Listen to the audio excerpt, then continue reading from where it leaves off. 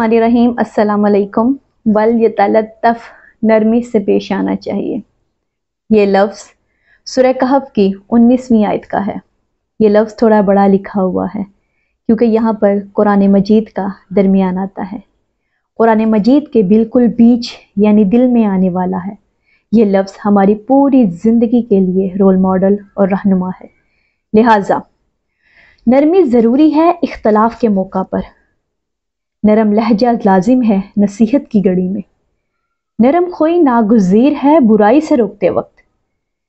नरम किरदार ज़रूरी है मुसलमानों से मेल मुलाकात में। नरम इतवार लाजिम है गैर मुसलमों के साथ। सरापा नरमी नागुज़ीर है वालदैन के सामने। नरम गोई लाजिम है बीवी के साथ। नरम इखलाक ज़रूरी है बच्चों की तरबियत के लिए।